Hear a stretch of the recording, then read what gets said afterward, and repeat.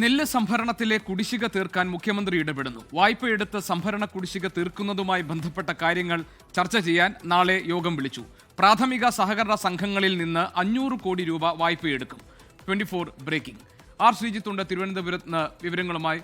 ശ്രീജിത്ത്, ഈ നെല്ല് സംഭരണത്തിലെ കുടിശ്ശിക തീർക്കാൻ വേണ്ടി ഏത് തരത്തിലുള്ള ഒരു ഇടപെടലാണ് സർക്കാരിന്റെ ഭാഗത്തുണ്ടാകുന്നത്? മുഖ്യമന്ത്രി ഈ കാര്യത്തിൽ ഈ വായ്പ എടുത്താണെങ്കിലും സംഭരണ കുടിശ്ശിക തീർക്കുന്നതുമായി ബന്ധപ്പെട്ട കാര്യങ്ങൾ നാളത്തെ യോഗത്തിൽ ചർച്ച ചെയ്യും എന്നാണല്ലോ പുറത്തുവരുന്ന വിവരങ്ങൾ. വിശദാംശങ്ങൾ എന്തൊക്കെയാണ്? GK, നെല്ല് സംഭരണത്തിലെ കുടിശ്ശിക തുക നൽകാത്തത് സർക്കാരിനൊരു വലിയ തലവേദനയാണ്. കഴിഞ്ഞ കുറേ കാലങ്ങളായി ആ പ്രശ്നം സർക്കാർ നേരിടുന്നു. തെരഞ്ഞെടുപ്പ് കാലമായതുകൊണ്ട് ഇക്കാര്യത്തിൽ സവിശേഷമായ ശ്രദ്ധ പുലർത്തിയില്ലെങ്കിൽ രാഷ്ട്രീയ തിരിച്ചടി ഉണ്ടാക്കുമെന്ന് സർക്കാർ കരുതുന്നുണ്ട്. ഇതിൻ്റെ അടിസ്ഥാനത്തിലാണ് മുഖ്യമന്ത്രി നേരിട്ടിടപെട്ട് പ്രശ്നം തീർക്കാൻ ശ്രമിക്കുന്നത്. നെൽകർഷകർക്ക് നെല്ല് സംഭരിച്ച ഇനത്തിൽ ഏതാണ്ട് 500 കോടിയോളം രൂപ കുടിശ്ശികയുണ്ട്. പ്രാഥമിക സഹകരണ സംഘങ്ങളുടെ കൺസോർഷ്യത്തിൽ നിന്ന് 500 കോടി രൂപ വായ്പ എടുത്ത് ഈ കുടിശ്ശിക തീർക്കുന്നതിനെക്കുറിച്ചാണ് ഇപ്പോൾ സർക്കാർ ആലോചിക്കുന്നത്. അതാണ് സർക്കാരിൻ്റെ പരിഗണനയിലുള്ള ആശയം. അതിനുവേണ്ടി നാളെ പ്രാഥമിക സഹകരണ സംഘങ്ങളുടെ പ്രതിനിധികളെയാണ് മുഖ്യമന്ത്രി യോഗം വിളിച്ചിരിക്കുന്നത്. ഭക്ഷ്യവകുപ്പാണ് ഈ നെൽ കർഷകരുമായി ബന്ധപ്പെട്ട തുക നൽകാൻ ഉത്തരവാദിത്തപ്പെട്ട വകുപ്പ്.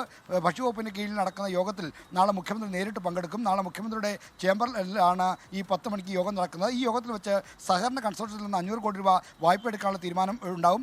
കുടിശ്ശിക കൊടുത്ത ശേഷം പിന്നീടുള്ള സംഭരണ വില നൽകുന്നതെല്ലാം കേരള ബാങ്കിനെ കൊണ്ട് ഏറ്റെടുപ്പിക്കാനുള്ള നീക്കമാണ് സർക്കാർ നടത്തുന്നത്. അത്തരത്തിലുള്ള ഒരു ആശയമാണ് സർക്കാർ ഇപ്പോൾ സജീവമായി പരിഗണിക്കുന്നത്. ശരി, ആർ ശ്രീജിത്താണ് വിവരങ്ങൾ നൽകിയത് തിരുവനന്തപുരത്ത്. ലോകത്തെവിടെയായാലും ഏത് സമയത്തും 24 വാർത്തകളും ഓഗ്മെന്റഡ് റിയാലിറ്റി പാക്കേജുകളും എക്സ്പ്ലെയിനറുകളും വിശദമായി കാണാൻ ഞങ്ങളുടെ യൂട്യൂബ് ചാനൽ നിങ്ങൾക്ക് സബ്സ്ക്രൈബ് ചെയ്യാം.